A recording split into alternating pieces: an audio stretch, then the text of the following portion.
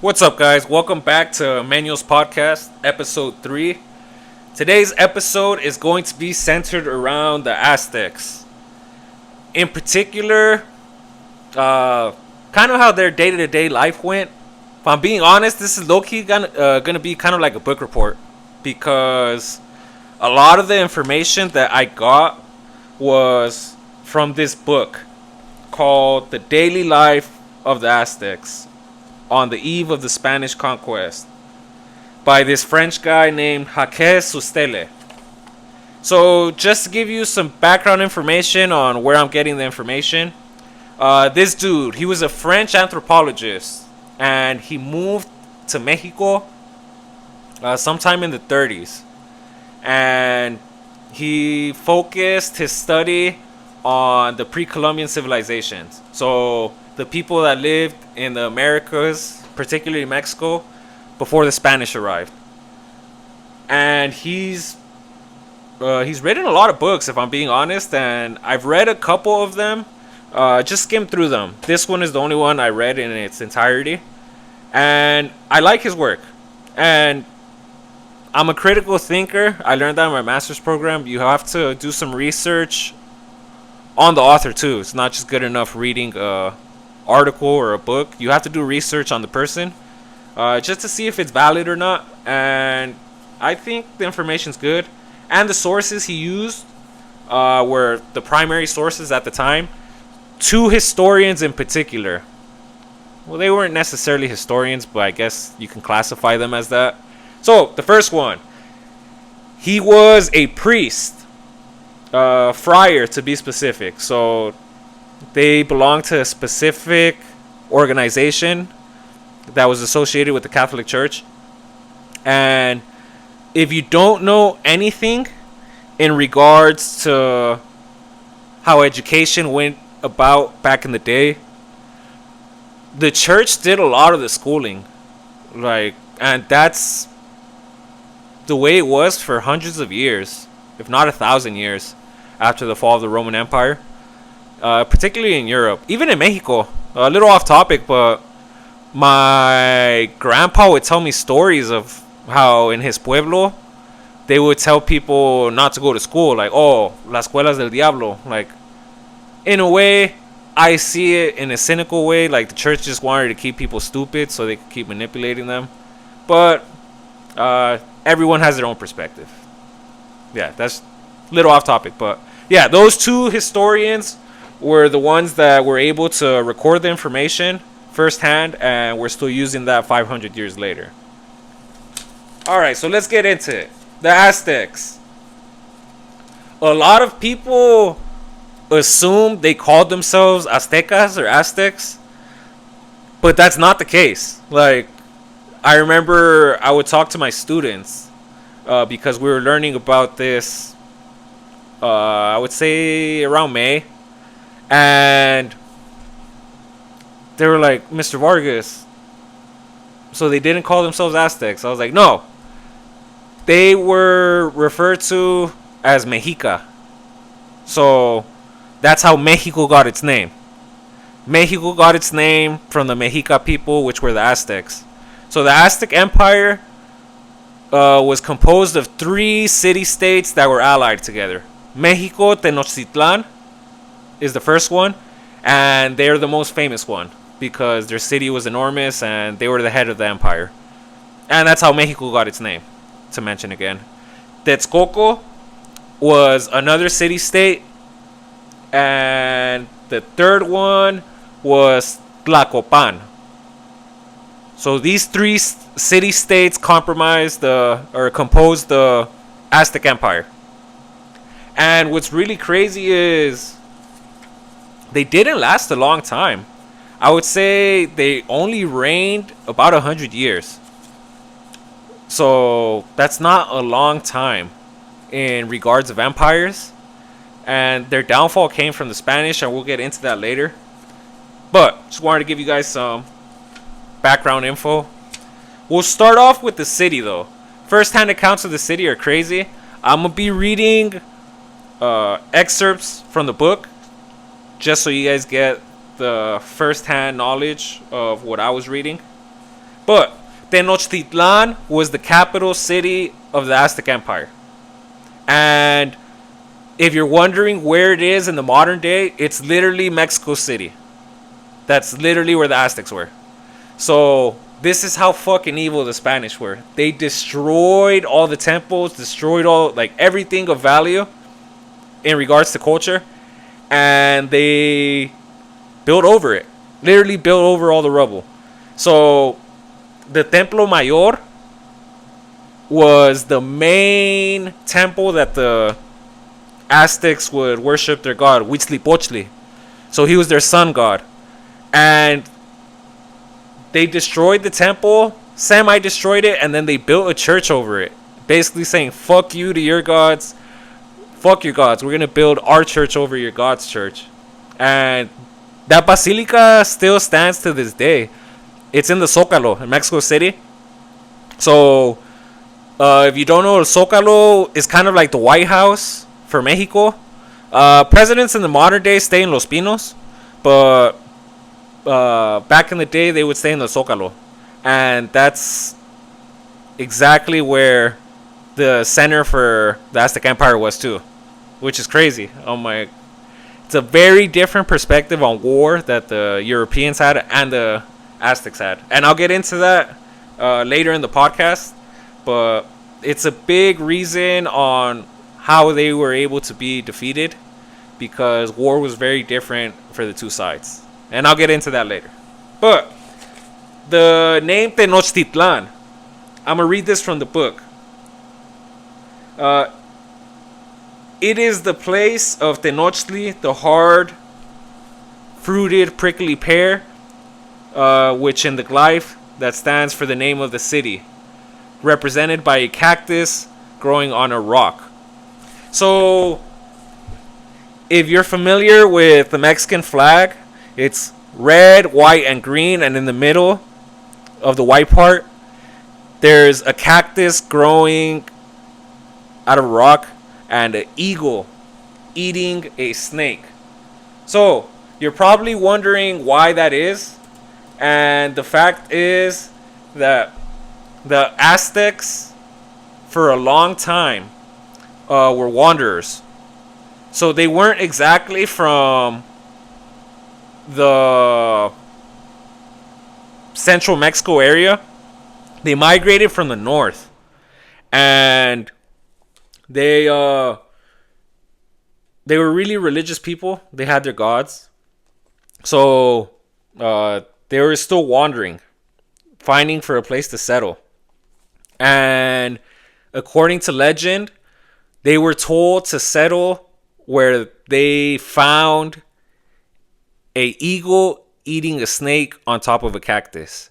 And eventually they wandered long enough and they landed in Mexico City, that area. And they saw the vision that an eagle was on top of a cactus eating a snake. And then they decided, all right, we're going to settle here. So that's the backstory of the Mexican flag. It was related to the Aztecs. So the Aztecs settled in Tenochtitlan because they saw an eagle eating a snake on top of the cactus. All right. So from the first-hand accounts that I was reading, particularly in the book, they're talking about the population of the city. Keep in mind, this isn't how it is nowadays in the United States, where we have huge cities. Outside of the United States, too. There was way less people back then, for obvious reasons. We weren't as advanced in technology, medicine, producing food. So naturally, we couldn't sustain that large of a population as a world. So this is straight from the book.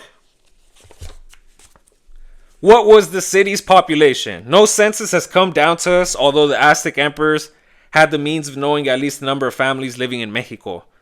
The conquerors estimated the number of households or inhabited households at figures ranging from 60,000 to 120,000. So, that's kind of accurate, but not really. Tenochtitlan Tlatelolco, back to the book. Quote, Tenochtitlan Tlatelolco counted 80,000 to 100,000 households of 7 persons each, or a total population from 560,000 to 700,000 souls. Let us say that the population was certainly above 500,000 and probably below 1 million. So in ancient times, that's fucking huge. That's a huge city. That's on par with cities like Constantinople and London at the time. Yeah, and it's really crazy now because we think of that like as a huge city back in the day, but even nowadays it would be a big city because LA has 3 million people and we're in the big 2025. So if they had a city of 1 million people like 600, 500 years ago, that just tells you the kind of infrastructure they had. Must have been really impressive. So when the people arrived, the Spanish arrived to the city, they were really fucking amazed because if you don't know about the Aztec Empire, it was built on top of a lake. Like Tenochtitlan was built on top of Lake Texcoco. Mexico City was built over a lake. That's why to this day, let me look it up. Yeah, now that I have a fucking mic, I could just look shit up on my computer. So give me a second, guys. How many inches does Mexico City sink each year? Yeah, so every year, Mexico City sinks about 20 inches. That's crazy.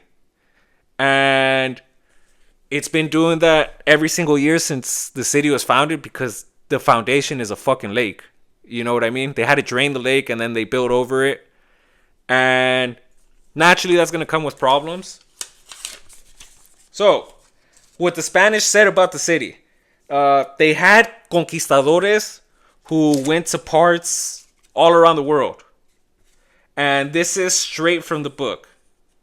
And among us were soldiers who had been in many parts of the world, at Constantinople, all over Italy and Rome, and they said they have never seen a market or city so well ordered, so large, and so crowded with people. That's another thing that the Spanish noted. Their markets were huge. And if you ever go to Mexico City, they still kind of have markets. They just call them tianguis, and then they just have them in the middle of the fucking street. You'll find like bootleg movies, fucking knockoff brand shit, fake ass Gucci bags that still look kind of real. But yeah, you'll find a lot of shit in the tianguis. And I find it really crazy that it's 500 years later and the people are still kind of doing the same thing, I like it. I think it's cool. I mean, in my opinion, maybe that's like in our blood. We're just capitalist. But another thing they noted about the city was how clean it was. At the time in Europe, people were literally throwing their shit and piss out in the street from their house. Like, they didn't shower daily. The Aztecs showered often. The nobles would shower 2 times a day. And that's why they were able to protect themselves from diseases because their hygiene was really good. So when the Europeans came and they got them all sick, that's because the Europeans have been exposed to bacteria over time and they've built their immune system up. And their parents, so they passed down that genetics and they were more protected from things like smallpox, which is what fucked up the native population. The racists nowadays will say, oh, it's just that the natives sucked and they didn't know how to fight a war. That's why they got conquered. Like, no, you fucking imbecile. 90% of the fucking population died because of disease. Not in the battlefield, not through starvation, not through anything along those lines. Literally, the vast majority of the native population passed away from diseases like smallpox. And that can be attributed to them having low immune systems because they were just always clean. Yeah, it's really crazy how people like to spin narratives. That's a way for them to cope, I guess. So the markets that I'm talking about, they sold so much things because the empire was so large. So you have to realize this isn't like fucking the modern day where you could order shit on Amazon that you can't get near your house. Or you can't get food that you wouldn't be able to get. Like right now, I could just go to fucking Cardenas and get shrimp or other kinds of food. If these supermarkets didn't exist, I wouldn't be able to eat shrimp where I'm at because I would have to go to the beach. And with no cars, no highways, that would take a couple days. Maybe like 2 days. Like walking to the beach. And the markets were a really cool place because you had people from all over the empire coming to trade and give their goods. So I'm going to read another passage from the book. Bernal del Diaz writes, in one place there would be jewels of gold and silver for sale and precious stones, and the many colored feathers brought from the hot lands. In the next row there would be slaves, resigned and waiting for their purchasers, some untied, some wearing heavy wooden collars. Farther on, men, women bargaining over cloaks, loincloths, skirts made of cotton, or the cloth obtained from the fiber of aloes. Shoes, ropes, the skins of jaguars, pumas, foxes, deer, raw or tanned, were pulled up in the places kept for them. And there was a quarter reserved for the feathers of eagles, sparrowhawks, and falcons. Maize, beans, oil-bearing seeds, cacao, peppers, onions, 1,000 kinds of green stuff, turkeys, rabbits, hares, venison, ducks, and the little mute hairless dogs that the Aztecs so loved to eat. Sweet potatoes, honey, syrup, maize stalks, or the juice of the agave, salt, colors for dyeing, writing, indigo, earthenware, every shape and size, vases and dishes of painted wood, flint, obsidian knives, axes, builder's wood, planks, beams, firewood, charcoal, torches, paper made of bark or aloes, pipes ready for smoking, and all the produce from the lakes, from fish, frogs, insects, insect eggs, and many more things. So that just tells you how vast the empire was. They were able to get shit from all over, from modern day Oaxaca to Veracruz to Guatemala, and that was the basis of the empire.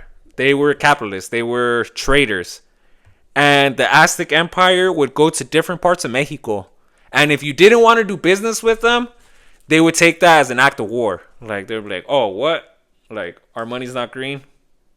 Alright, I guess we have to go to war. And I don't know if you saw or if you heard in the passage I was talking about, the Aztecs had slaves. Like, slavery was something very common back in the day. And in particular, they would sacrifice some of these slaves, and their concept of war was very different. So they didn't fight war to annihilate or to eradicate people how the Europeans did. It wasn't a total war. It was more of a ritual for them. Their main goal was to capture someone and bring them back and sacrifice them. They didn't really want to kill you on the battlefield because they're like, fuck, that's a waste. So now our god's going to go thirsty because we were too hasty and we wanted to kill this guy. So let me read a passage regarding slavery. Slavery, too, was the punishment of those who kidnapped children to sell them as slaves, of those who pretended a slave from escaping to the palace to free himself, those who sold goods that did not belong to them, those who plotted against the emperor, and in the more remarkable case of a man who took another slave as his mistress. If she died in childbed, he was then enslaved to replace the woman whose death was brought about. But the crazy thing about this slavery is It isn't like the slavery that we think about in the United States. Like, all children were born free, regardless if your parents were slaves or not. So, there was no inherited shame. Okay? And I really like that. It's to the point where one of the Aztec kings was the son of a slave. So the Emperor Itzcoatl, he's one of the best emperors in their history. And he was the son of a slave woman. So that's crazy, if you really think about it. Just shows how different the society was. In a way, they were more humane than the Europeans. And they get a bad rep for the human sacrifices. But yeah, I guess there's no way of fucking trying to rationalize that. Yeah, it was fucked up, them killing people. But they weren't as, in my opinion, as evil and insidious as the Europeans. That's just my opinion. But to each their own. So the next topic was the hygiene that I wanted to draw some information on. So, like I mentioned earlier, the rich people would shower like twice a day. So I'm going to read from the book. But for all that a love of cleanliness seems to have been general throughout the population, no doubt the members of the ruling class of their time and attention gave up more of their time and attention to it than ordinary citizens. Moctezuma washed his body twice a day, says Andres de Tapia. But everybody bathed often, and many of them every day in the rivers, lakes, or pools. Bathing was not only an act of cleanliness, it was also very often a ritual ablution. So before they sacrificed people, they would make them shower or bathe because they saw it as something that was very holy. Like, hey, like you're gonna go like interact with the gods, basically. They're gonna drink your blood. Like, you should be honored. That was their way of thinking. Not how I would want to go out by any fucking means. If you've seen Apocalypto, that's accurate how they used to fucking sacrifice them.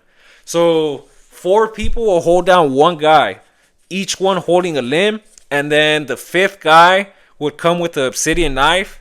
He would cut your fucking stomach open. Not necessarily, around the stomach area, where your rib cage ends. And he would stick his hand in your fucking chest and pull your heart out while it's beating. Lift it up to the sky. They would cut your head off, and then they would push you down the stairs. Yeah, fucking crazy. But hey, different times. Not the way I would want to go out, but yeah, kind of fucked up that they would do that to people. So we're talking. The emphasis of this podcast is gonna be mainly on the daily life and shit you don't really hear about, like in the history books. Because a lot of it is like, oh, the empire was started here. The empire did this. I was like, I want to know how the Aztecs fucking lived. Like, how they lived their lives. So, one thing in particular that fascinated me about the Aztecs was how they viewed alcohol. So, keep in mind, they didn't really have beer. So, their version of drinking came from this drink called pulque. So if you don't know, pulque is the juice that comes out of the agave plant. You have to refine that shit and process it, and eventually it can become tequila. But pulque is just a raw fucking drink. Okay? And I really like this about the Aztecs because they were very strict with the higher ups. Even more so than the lower class people. So we got it twisted now in the modern day. So in the modern day, the rich can bend the rules wherever they want, and the poor people are just fucked. But that wasn't the case in the Aztec Empire in regards to being drunk. So if you were a Aztec man, just a regular man, and you were caught drunk, you would get an ass whooping. And they would make sure to show the younger boys, like call the younger boys, and do it in front of the younger boys. Like they would beat the dog shit out of you. And they did that to set an example for the boys. Like, hey, you're a drunk. This is what's going to happen to you. What I'm getting at, though, about them being strict with the officials is when an official got drunk, like someone in the emperor's court or someone in a high position, they were executed automatically. Like, they had very little fucking tolerance for alcohol. They were really prunes, if you think about it, because they were also very strict on sex. So sex and alcohol were two things they were fucking strict about. Like, you could die. If you cheat on your partner, that was a death sentence. If you were caught drunk in public, that was also a death sentence. So, I'm going to read this from the book. The 10th statute of Nezahualcóyotl punished the lecherous or drunken priest with death. It may be observed in passing that the gravity of the sentence always increased in proportion to the rank of the culprit. The punishment for a plebeian who was drunk in public was a severe damnation and the shame of having his head shaved. For a noble, it was death. It was also death for a noble who robbed his father, whereas someone of a lower class guilty of the same crime got off with penal slavery. So duty, responsibility, and danger increased with power and wealth. So yeah, it's like I said, I fucking love it. I love that they held the officials accountable. I think we need more of that in this day, especially with all this fucking Epstein Island shit. Like, bro, just release that fucking list. I don't care who's on it. Fuck them. And I feel like we need to get back to that. Start executing these fucking politicians. Straight up. All right. Another topic that I wanted to go into was the way they ate. And I'm going to read a lot from the book from this part because it's really cool. But I'll just give you a basic rundown. They kind of ate how we Mexicans eat in the modern day to this day. They ate tortillas, they ate atole, they ate fucking pozole, they ate tamales. Like, all that shit is we still eat that right now. Well, as me as a Mexican, well, first generation Mexican American. But I'll read from the book. At dawn, the time of rising, there was no meal, no breakfast. This happened only at about 10 o'clock. After some hours of work, it was nearly always consisted of a bowl of atole, a maize porridge, thick or thin, as the cause might be, and either sweetened with honey or seasoned with pimento. Rich men and dignitaries could drink cacao, a luxury imported from the hotlands, sweetened with vanilla honey or mixed with green maize with fermented agave or pimento. So back in the day, they were still drinking atole. The Aztecs were drinking atole. If you're Hispanic, I'm pretty sure you've had this drink before. And they also ate tortillas with every meal.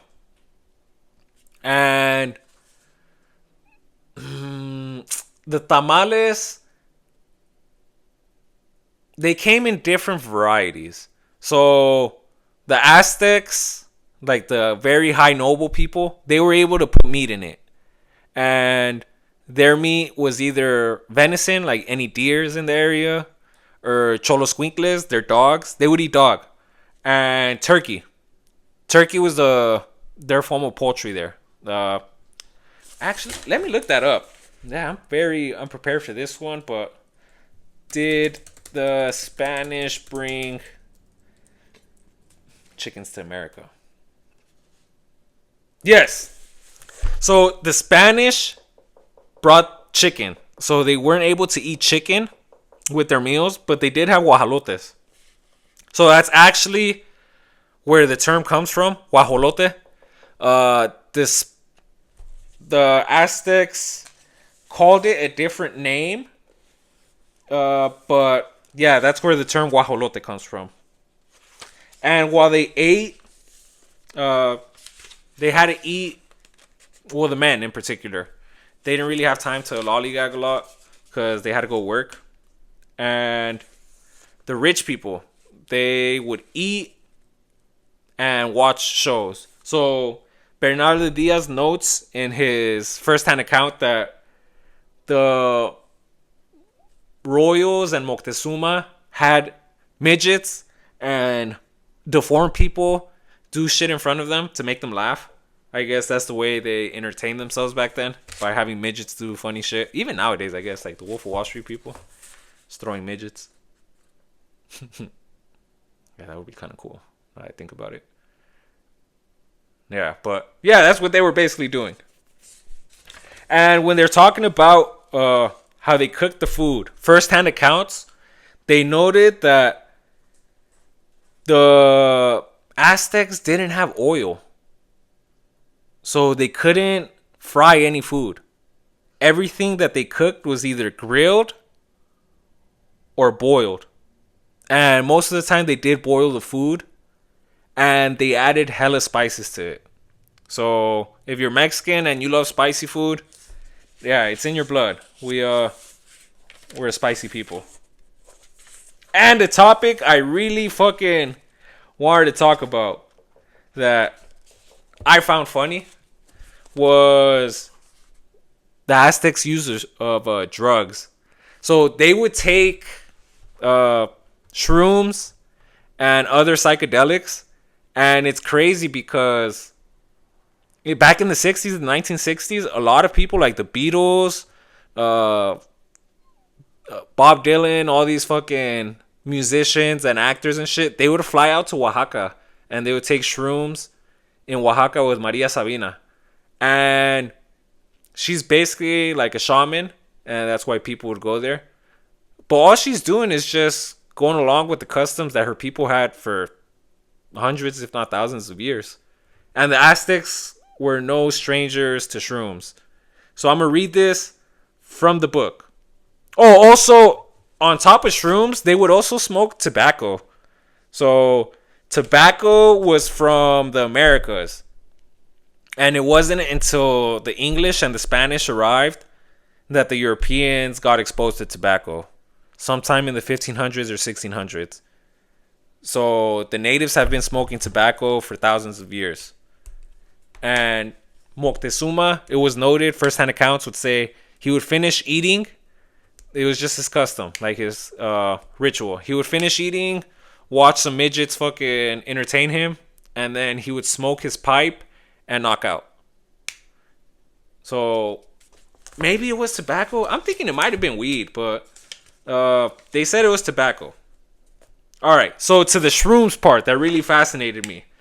Peyote, a little cactus which is a native of northern Mexico and which brings colored hallucinations. Those who eat it have horrifying or comic visions, and this drunkenness lasts 2 or 3 days before going off. So what's really funny about reading these primary sources is they don't know the word high. So they just refer to any state of mind outside being sober as drunk. I'm like, brother, like, they're not fucking drunk. They're fucking tripping balls. I don't know. I thought it was funny. Another section of the book. Tlapatl. A fungus which was served to guests at the beginning of a banquet. The first thing that was eaten at this feast was a little black fungus which makes men drunk and gives them visions. It also inclines them to lechery. They ate it before sunrise with honey, and when they began to grow warm, they started to dance. Some sang, some wept. So drunk they were that by reason of these funguses. And others did not sing, but sat quiet in the room, thinking. Some saw that they were going to die and wept. Some saw themselves devoured by a wild beast and were scared. Some saw themselves taking a prisoner upon a battlefield, or else growing rich, or the masters of many slaves. Others saw that they would be convicted of adultery and that by reason of their crime, their heads would be crushed. Like I said, the Aztecs were really fucking strict on sex and cheating. So, like, you'll die. Others saw that they would steal and be killed, and there were many other visions. When the drunkenness, like I said, they didn't have a word for high. So, when they mean drunkenness, they mean the trip. So, when the drunkenness caused by these funguses had died away, they talked to one another about the visions that they had. So, they would basically go on a trip, like on a bender. I'm really fascinated how many grams they probably took.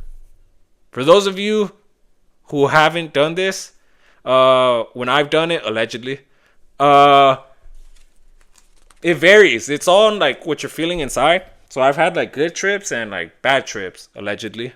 And yeah, I just, it's however I was feeling at the moment. But it's crazy that people have been doing this for thousands of years. Little off topic, but I was listening to Joe Rogan the other day, and he was interviewing this dude who was like a Navy SEAL or something, and they were talking about how all these special forces guys, like the operators, like the badass dudes, that they go to Mexico to take psychedelics to cure their PTSD.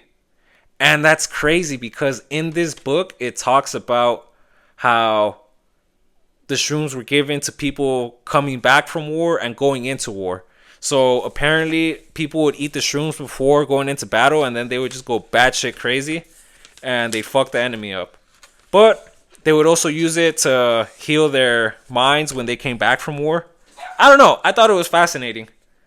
All right. And now to a section I'm really fucking fascinated about, and I'm glad talk about this with you guys, was the Aztecs and their relationship to alcohol. So, like I mentioned earlier, they were really fucking strict with the liquor. Like, bro, like if you were caught drunk in public, you're gonna die. Yeah, so the punishment for being drunk in public was death. And I really find it fascinating that if you know anything about the stereotypes for Mexicans, is we drink fucking heavy. And our ancestors were really opposed to alcohol. I'm talking about like the natives. It wasn't until the Spanish came that the natives started drinking. And I understand why they started drinking. When your whole way of life, your whole society, your gods, everything gets destroyed, you need something to cope, you know? And alcohol was a coping mechanism for a lot of people, a lot of the natives. So, I'm going to read from the book, okay? Just to give you a little perspective on what I was reading. Yet the Indians were perfectly well acquainted with an alcoholic drink, octli, now called pulque, the one I was talking about. If you haven't seen it, it's kind of like a creamy white drink. Kind of looks like milk or like jizz, kind of. No homo. But yeah, that's kind of what it looks like. But the ancient Mexicans were perfectly well aware of the danger for them and for their civilization that alcohol intoxication implied. Perhaps no culture in history has ever set up more rigid barriers against this danger. When one studies the literature upon the subject, one has that feeling that the Indians were very clearly aware of their strong natural inclination to alcoholism. So if you don't know, alcoholism is genetic. And we as Mexicans are kind of prone to that. With the natives, we don't metabolize it the same way, which is why a lot of people become alcoholics. I digress. And they were quite determined to work against this evil and to control themselves by practicing an extraordinarily severe policy of repression. Nobody drank octli excepting only those who were already aged, and they drank a little in secret without becoming drunk. If a drunk man showed himself in public, or if he were caught drinking, or if he were found speechless in the street, or if he wandered about singing, or in the company of other drunkards, he was punished. If he was a plebeian, basically like a regular person, he would be beaten to death or strangled before the young men of the district by way of an example to make them shun the drunkenness. Like I said earlier, they would beat your ass, sometimes to death, and sometimes they would have the young boys do it to set an example. Like, yeah, we ain't with this loser shit. If the drunkard were noble, he was strangled in private. There was ferocious laws against public drunkenness. The statutes of Nezahualcóyotl published the priest taken into drunkenness with death, and death was the punishment for the drunken dignitary, official or ambassador, if they were found in the palace. The dignitary who had got drunk without scandal was still punished, but only by the loss of his office and his titles. The drunken plebeian got off the first time with no more than having his head shaved in public, while the crowd jeered at him. But the backslider was punished with death, as the nobles were for their first offense. So like I said, if you were a first-time offender being caught drunk, they would just beat the dog shit out of you in front of everyone and then shave your head to bring shame. But if you were a noble caught drunk in public, you would die. And I admire that about the Aztecs. They held a high standard for their government officials, and I'm for that. Alright.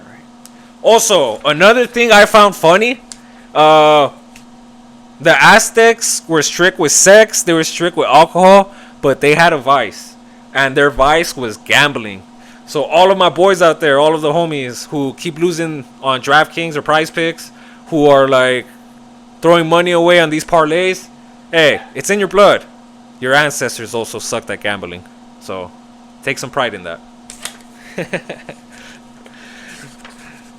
Alright, now to transition away from the vices, away from the vicios.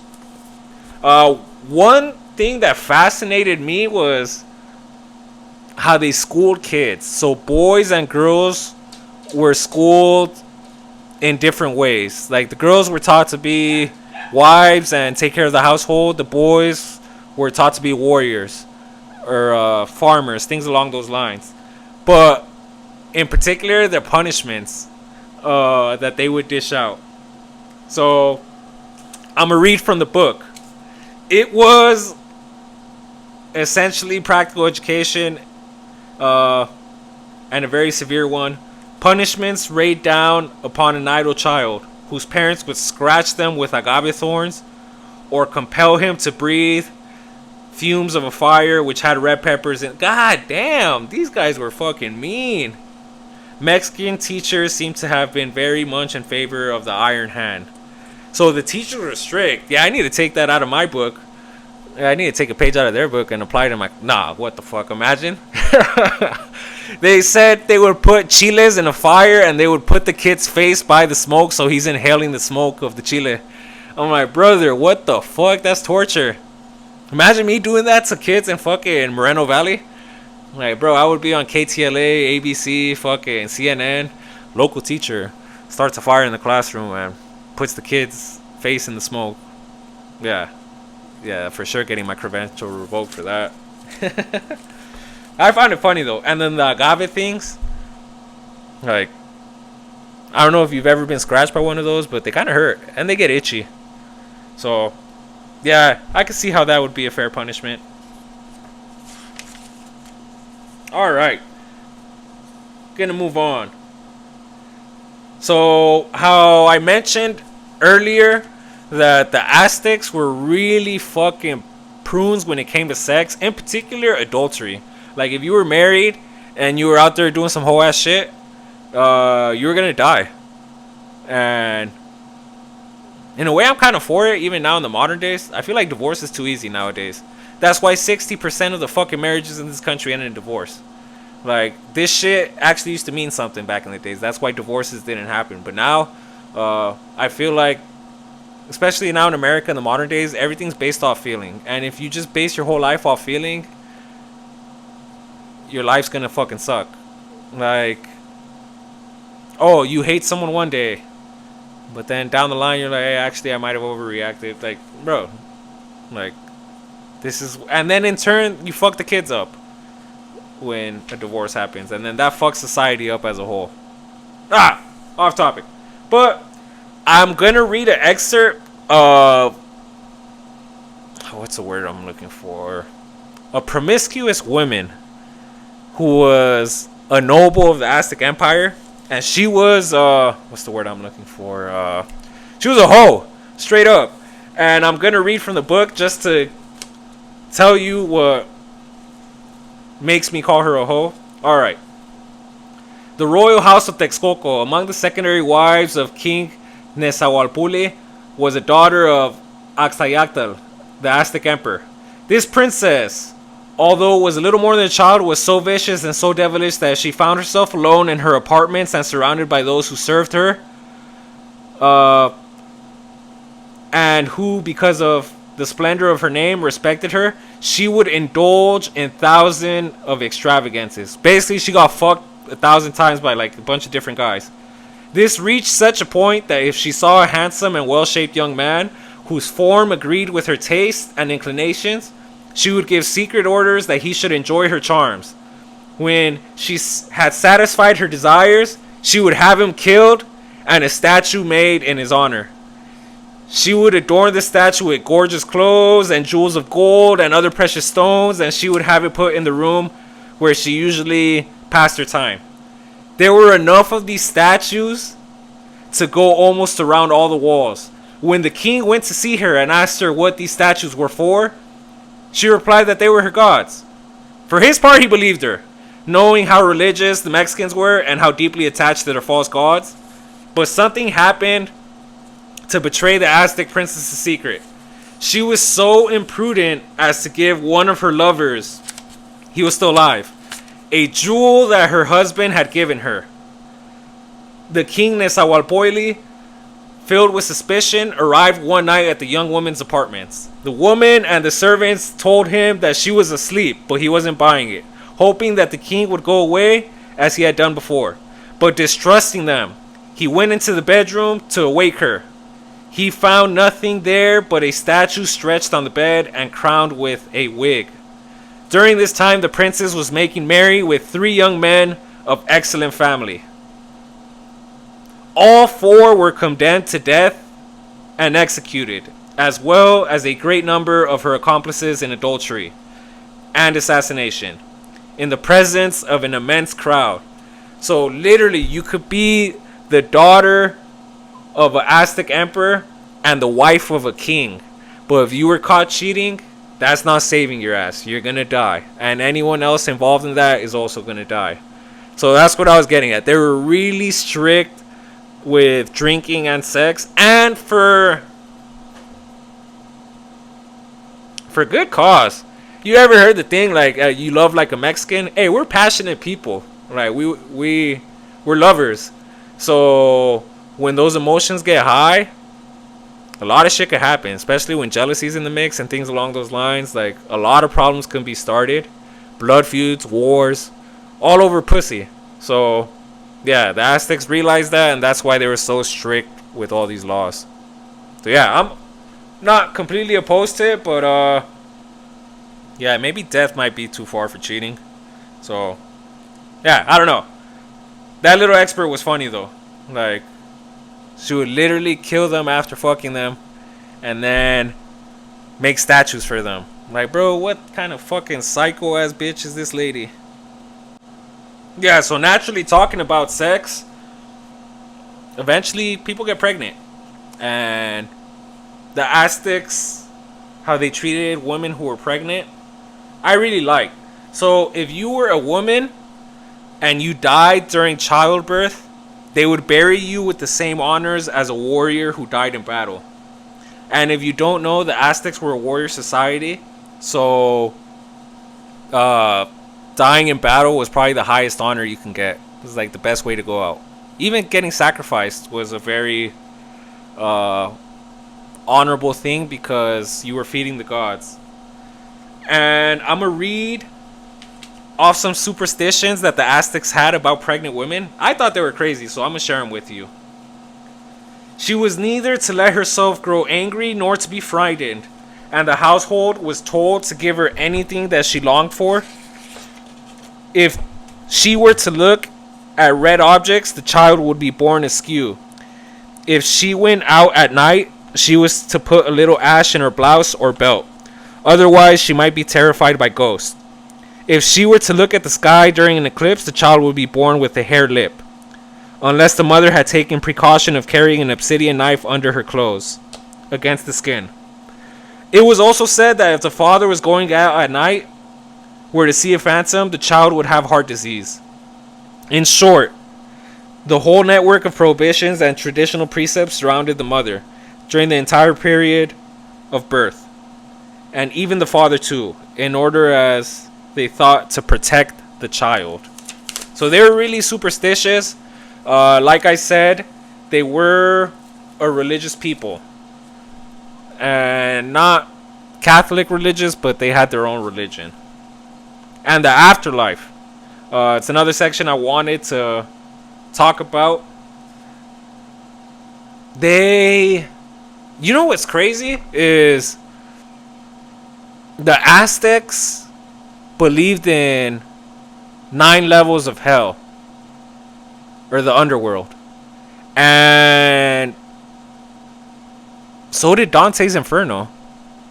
Little off topic, but it's crazy how different parts of the world, before they were even able to talk to each other, have the same ideals for certain things.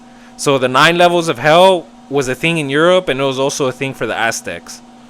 The Aztecs creation myth talks about the world ending before with a flood. The Epic of Gilgamesh in the Babylonian Empire, before the Bible was written, also talked about the world ending with a flood. And then obviously in the Bible, you have Noah's Ark and how God flooded the world. So a bunch of people in different parts of the world have the same recollection of how the world ended at one point and humanity was almost wiped out because of a flood. And you know what's crazy is the science kind of backs it up, considering 10,000 years ago or so, we were in an ice age. And eventually the weather started to warm. And obviously when the weather warms, ice melts and sea levels rise. Even to the modern day, it's estimated that 70% of the human population lives within a 60-mile radius of the ocean or water. So rivers, water. So naturally, if water levels rise and people don't move, a lot of people are going to die. Cities are going to get flooded. And in my opinion, I think there is some scientific way to back those theories. But that's a whole nother conversation. But I just thought it was fascinating that they both had 9 levels of hell, and they both have the creation myth of a flood being in Europe and in the Americas. I just thought it was fascinating. And then for another topic I really wanted to talk about was the warriors. So they had their own special elite warriors, the Jaguar and Eagle warriors. So they would go into battle wearing the skins of those animals, or the feathers, and they were like the Navy SEALs for them. But the shields they would use was called a chimali, and it was a wooden shield that they would dip in a chemical, and it would get kind of hard, and they covered it with feathers, and they would make designs on it. And this was before there was guns or steel weapons, so it would protect you to a certain extent. But yeah, I just found it fascinating that they would design their shields and everything. Little off topic, but I have a childhood friend who's been in and out of the system, and he was telling me one time that like a lot of the tattoos that like the Southern Hispanic gangs have are related to the Aztec Empire. And in particular, this friend had a chimali tattoo on him, and they call it a G shield for some reason, because it looks like a G. And I just found it fascinating that this history is still being appreciated by people 500 years in the future. But yeah, the warriors would have a shield, and they would carry a wooden sword called a macuitl. So it was like a wooden bat, and then It had pieces of obsidian glass on the sides, so when they would swing, that glass would fuck you up. So that's what they would use. And they also had obsidian knives. Obsidian is sharper than steel. It's so sharp that even in the modern day, people use obsidian knives for surgery instead of steel because it's that sharp.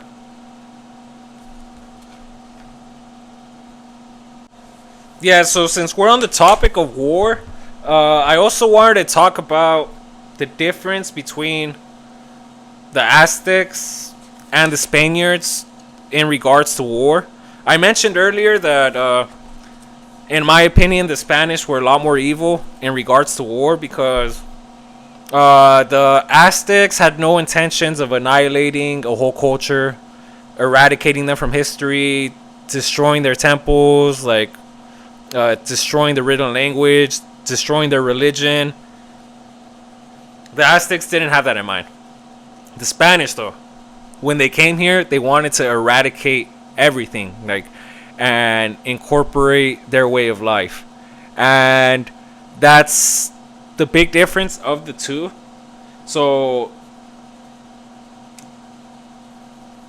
the Spanish were horrified by the human sacrifices, but in turn the Aztecs were horrified on the way the Spanish conducted war, like total war, killing anyone and everything, and even enslavement, things along these lines, and torture. Like, the Aztecs didn't torture people. The Aztecs wanted to capture you and sacrifice you to their gods. But the Spanish were just getting out of the Inquisition. So if you don't know, the Inquisition was them kicking out the Muslims from Spain. So in order to interrogate people, they had to torture people. To the point where one of them that I remember was called the Spanish Bull. And what they would do is they would make you sit on a triangle, like a triangle shape, and they would attach heavy rocks to your legs and just have you sitting there.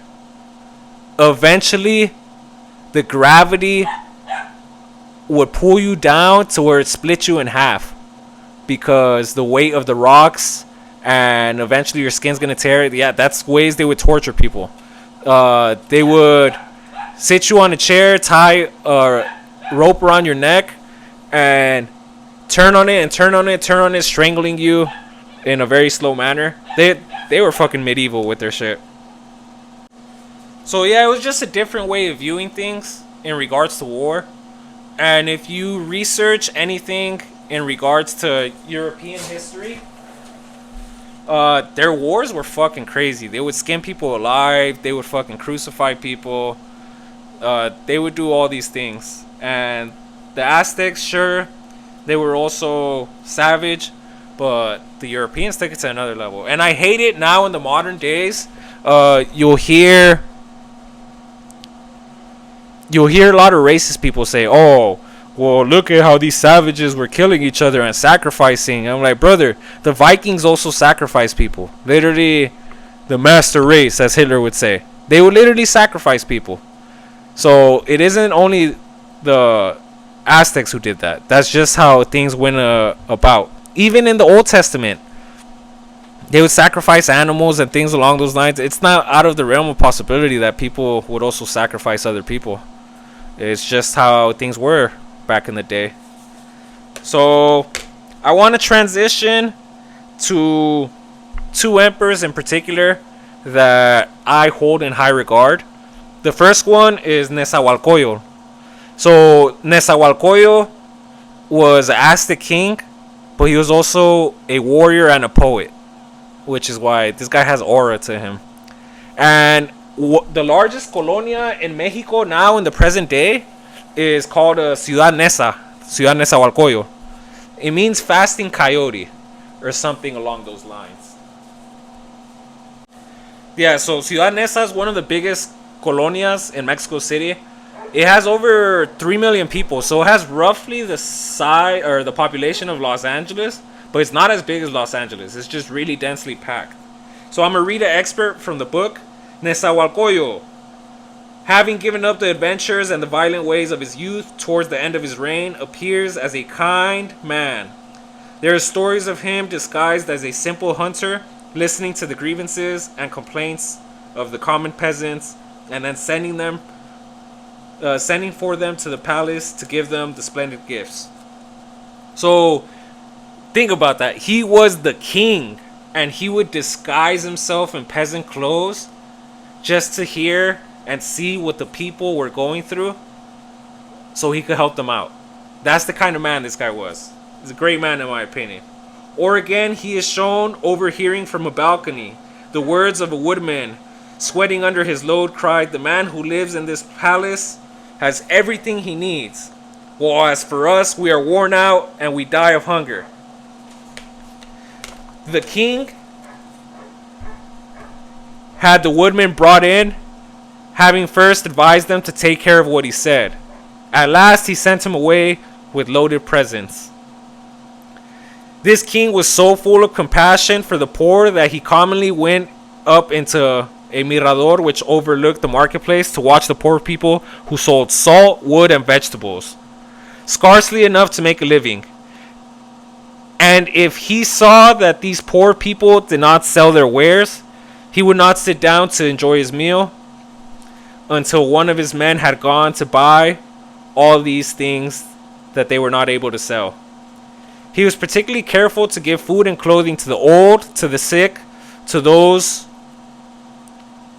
wounded in war, to widows, and to orphans. And in this way he spent a great part of the tribute he received. So this guy would literally disguise himself to mix in with the public just to see what they needed. He would overhear people talking shit, call them in, let them know, hey, you need to watch what you say and where you say it, but I'm going to help you out. This is a great man. Which is why Ciudad Neza is named after him. Shout out Neza York. And the last thing I want to touch on, and person in particular, is Moctezuma. So Moctezuma II, he was the ruler during the arrival of the Spanish. And he kind of gets a bad rep in Mexican history for being a sellout. But I have some sympathy for the guy because you don't really know what the Spanish were.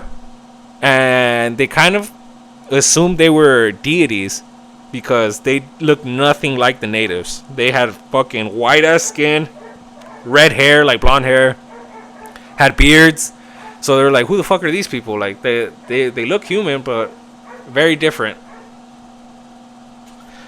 And I'll give you an example of why I say Moctezuma should get more credit. So he was walking around some fields and he stole an elote. And I'm going to read from the book. So the peasant approaches him and he says, "Lord, you who are so powerful and so rich," said the peasant, "how can you steal an ear from me?" Ear is elote.